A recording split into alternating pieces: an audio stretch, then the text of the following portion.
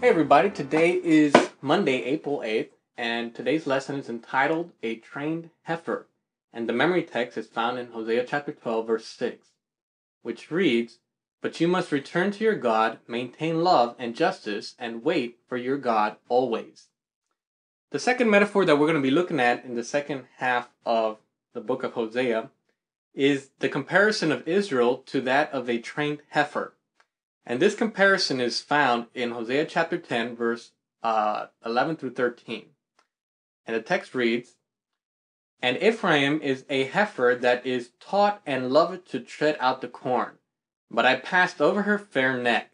I will make Ephraim to ride. Judah shall plow, and Jacob shall break his clods. Sow to yourselves in righteousness, reap in mercy. Break up your fallow ground, for it is time to seek the Lord, till he come and rain righteousness upon you.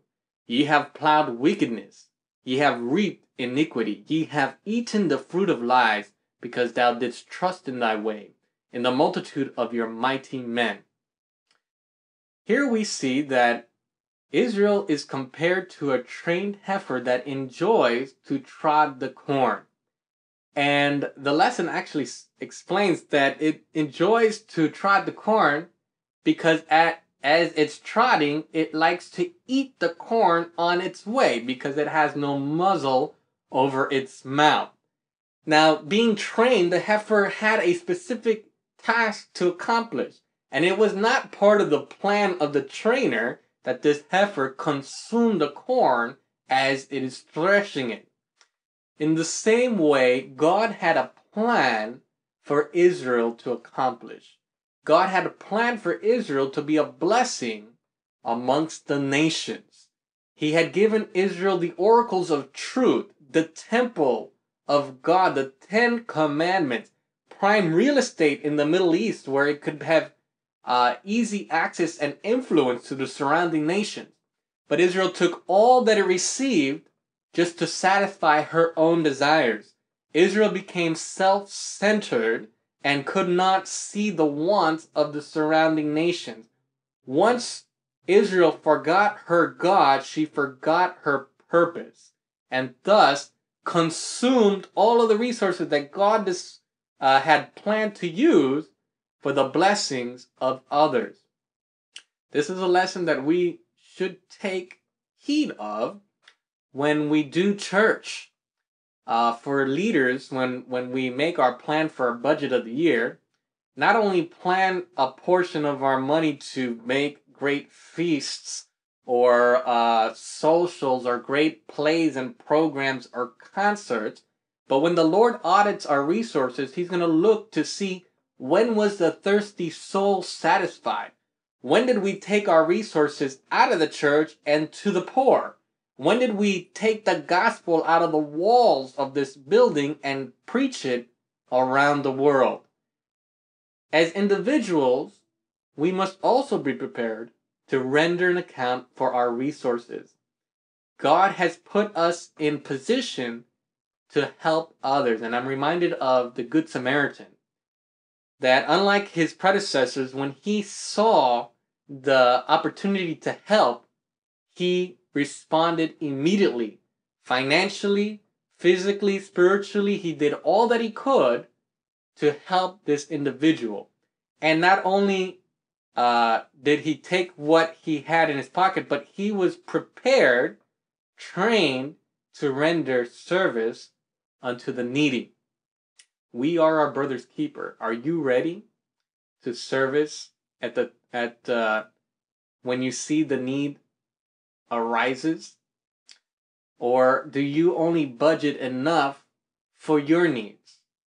We should separate a little bit so that we can be ready to help at a moment's notice and take God's resources that he's given us and be willing and ready to give it to others, because the more that we give, the more God gives to us. In Matthew chapter 11, verse 28 through 30, Christ invites us to put our yoke upon him because it is light and it is easy and it'll give us rest. God planned that our service rendered to him would be a joy. But the nation of Israel as this trained heifer, being self-centered and idle, and taking God's resources and putting them all to waste, turned their back from the will of their Lord and followed their own will and accomplished their own desires. So God had to ultimately respect their decisions and allow them to roam freely away from his tender care. And they wound up bearing upon themselves not the sweet yoke of Christ, but the heavy yoke of the Assyrians and the Egyptians. The Assyrians and Egyptians rode that heifer hard and broke her back in weary burdens. Sometimes we cause ourselves more drama than God had originally planned to give us. Sometimes we make our lives harder than they need to be, because instead of going down the path that God has prepared for us and living the life by the principles which he's shown us, we live our lives our own way, which can only lead to death and disaster. We will ultimately reap what we sow. God has planted us in many fields in our lives. Our families, our communities, our jobs, our schools are all fields where we are planted as heifers to thresh the corn and plow the land. We will get out of our relationships what we put into it. We enjoy fighting fire with fire. When we are disrespected, we disrespect back. If someone screams at me, I will scream at them.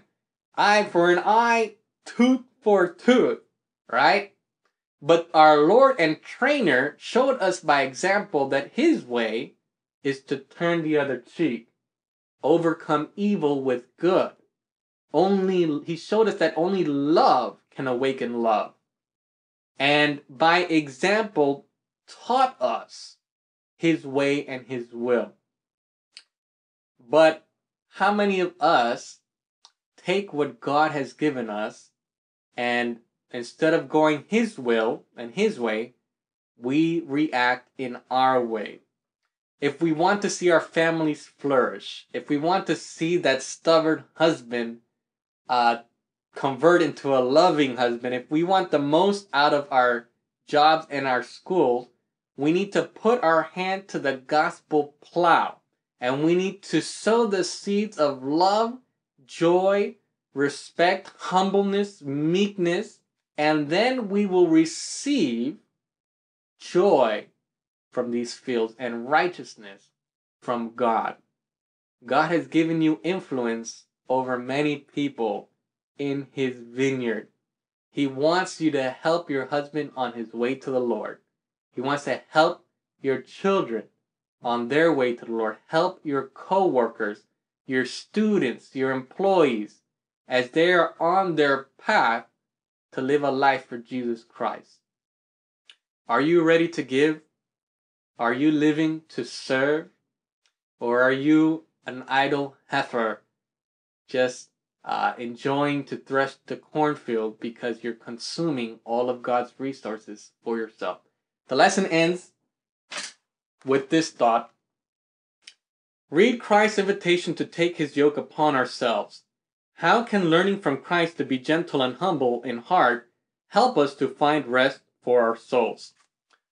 I leave you with this thought, and as you go throughout your days, throughout the rest of this day, be a little bit aware and thoughtful today, and see who has God put in your path, or what need is there, whether it be emotional, physical, or spiritual, could you satisfy today with what God has given you, the knowledge that you have, the resources that you have, and how can you make your Lord pleased with your life?